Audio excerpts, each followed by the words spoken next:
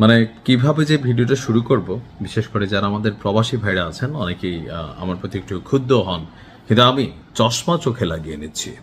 এই চশমা এটা ডিফারেন্ট একটা চশমা। কেন বললাম যে চোখে চোখ রেখে মাঝে মাঝে কথা বলতে পারি না, কিন্তু আসলে কথাগুলো না বললে নিজের কাছে ভালো লাগে না।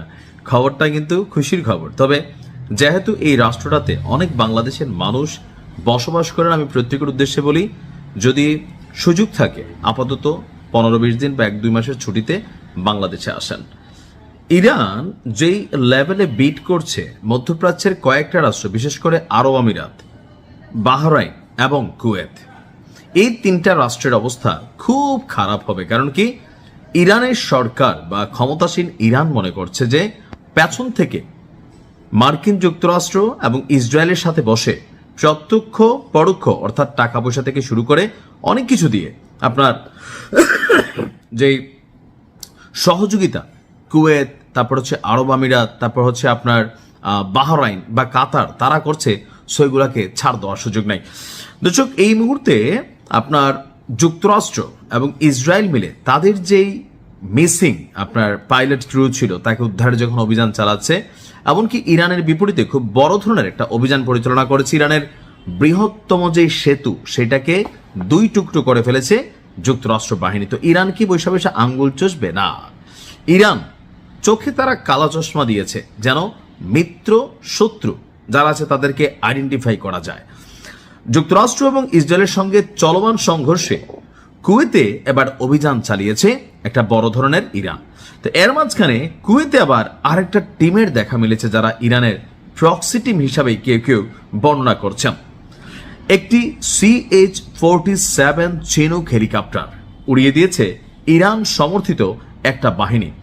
তাসনিম নিউজ বলছে যে ক্ষতিগ্রস্ত হেলিকপ্টারের একাধিক ছবি প্রকাশ করে তারা বলছে যে ইরানের মিত্র যেই গোষ্ঠী আছে তারাই সম্ভবত এই অভিযানটা আপনার চালিয়েছে।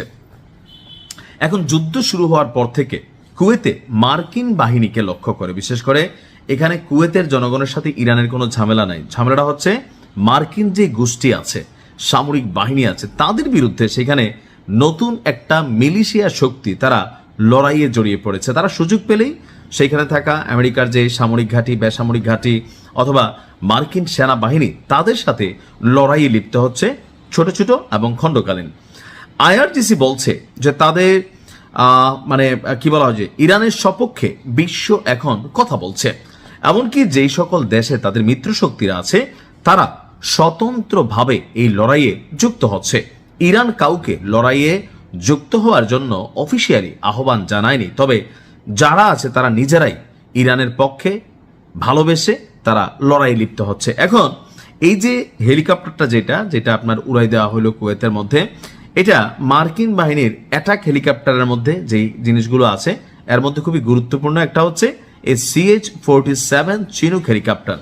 এটা মোটামুটি অত্যাধুনিক প্রযুক্তির, এটা থেকে ছোটখাটো অপারেশন থেকে শুরু করে, বিশেষ করে আপনারা দেখেছেন ইরান থেকে কিভাবে আমেরিকা তাদের ক্রুকে অর্থাৎ তাদের যে পাইলট ছিল তাকে উদ্ধার করে নিয়ে এসেছে। সো ওই সকল অভিযানে যেই সকল অত্যাধুনিক প্রযুক্তির হেলিকপ্টার ব্যবহার করা হয় এর মধ্যে একটা হচ্ছে CH-47। তো যতদূর আমরা বুঝতে পারছি ইরান এবং তাদের মিত্র শক্তিরা চুনচুনকার মার্কিন যুক্তরাষ্ট্রের সাথে খেলবে।